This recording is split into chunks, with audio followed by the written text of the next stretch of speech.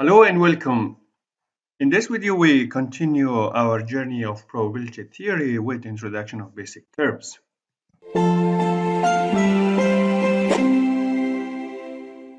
The first term that we have to know is the random experiment. The random experiment is a procedure that can be repeated as many times as we want under the same conditions, has well-defined outcomes. Which outcome would be realized is revealed only after the experiment is executed. For example, recording your arriving time to the office. The fact that you are going to office is a random experiment because you can repeat it under the same condition as many times as you want. This process has well-defined outcomes as arriving late or on time.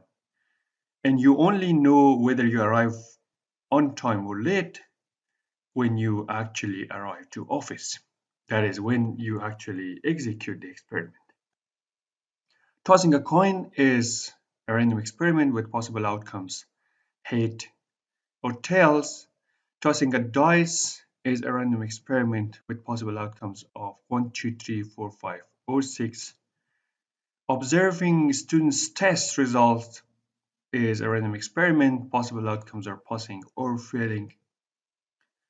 The time until the next bus arrives at the station is a random experiment. Possible outcomes in terms of time runs from 0 up to plus infinity. 0 is the outcome when the bus arrives at that very moment. Otherwise, the arriving time of the bus can be any positive number. The number of new births in the coming months in Kabul would be 0, 1, 2, 3 up to infinity. Sample space is a set of all possible outcomes of an experiment shown by S. For example, if you consider the experiment of going to office, its sample space is late and on time. The random experiment of tossing a coin is H and T. The sample space of the random experiment of tossing a dice is 1, 2, 3, 4, 5, and 6. The sample space for the random experiment of students' test result is passing and failing. Likewise, for the bus arrival, 0 to plus infinity. For the number of birds in Kabul, it's 0, 1, 2, and 3. If you look here, we have different types of sample space. Here, in the first sample space, second, third, fourth, and fifth, we have countable and finite number of outcomes. In the arriving time, we have infinitely many and uncountable number of elements. In the last sample space, we have countable but infinitely many possible outcomes. Event is any subset of S, with S being the sample space, is called an event. For instance, if we consider the random experiment of going to office, then S1, arriving late, S2, arriving on time, S3, not arriving, S4, arriving on time or late are the possible events related to this experiment. Likewise, for the random experiment of tossing a coin, H, T, none of them or both of them are the possible events attached to this random experiment. Sigma algebra is a set contains all possible events related to an experiment. For instance, if we consider the experiment of going to office, its sample space is late and on time, then the sigma algebra of this experiment is late, on time, not arriving, arriving late, or on time. So this set of sets is called the sigma algebra of the experiment of going to office. Likewise, for the experiment of tossing a coin, we have H, T, neither of them, H or T. This is the sigma algebra of the experiment of tossing a coin. Probability function is a function defined from a sigma algebra to a closed interval 0.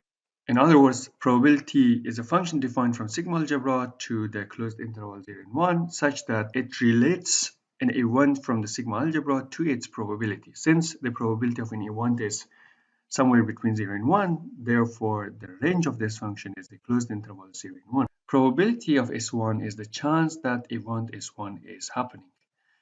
Remember that the probability of empty set is 0, to which we refer as impossible event, and probability of the whole sample space is 1, to which we refer to as sure event.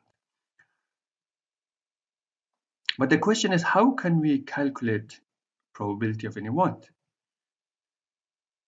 To calculate the probability of an event, we need the distribution of events related to an experiment when the experiment is repeated for a large number of times. In fact, the probability of S1 is the limit of the number of times going to infinity of S1n divided by n, where S1 is the proportion of event S1 when the related experiment is repeated n times. For instance, consider the experiment of tossing a coin. N is the number of times this experiment is executed. For example, if we toss a coin 10 times, 4 times we get head, 6 times we get tails. Of course, if you run this experiment again and again, you might get different number of heads and tails. And the probability of H is 4 over 10, which is 4 is the number of heads, 40%. If you run the experiment 50 times, you get 27 heads, 23 tails. Then the probability of H is 54%. If you do it 100 times, then you get 48%, 500 times 50.4%, 1000 times 49.9%, 10,000 times 50.01%. As a result, the more you repeat the experiment, the probability of H or head is getting closer and closer to 0.5 or 50%. Therefore, the probability of S1, which is the probability of head, is 0.5 or 50%. This probability happens to be the same as the ratio of the number of heads in the sample space divided by the total number of elements in S. In other words, probability of H, which is 0.5, which is 50%, happens to be the same as the number of H in S divided by the total number of elements in S. We know the number of H in S is 1 because we have 1 H here, and the total number of elements in S is 2 because of H and T. That's 1 over 2, which is 0.5, which is 50%. But remember that the probability is actually attained by the repeating the experiment large number of times and calculating the number of times that particular event has happened. If we can observe an experiment large number of times, we get the distribution of related events, which in turn helps us to calculate the probability of different events related to that experiment. So is there any way to see certain experiment repeated large number of times without physical execution of the experiment? The answer is yes, and that is a very, very powerful result in probability theory and statistics, Monte Carlo simulation. Monte Carlo simulation is a computer-based process which mimics the actual experiment, to which we refer to as kind of simulation of the actual experiment. For instance, the R code for Monte Carlo simulation of 1000 times tossing a coin is given in the following. This is as if you take a coin and toss it 1000 times, but instead of you doing it physically, you ask the computer to do it for you.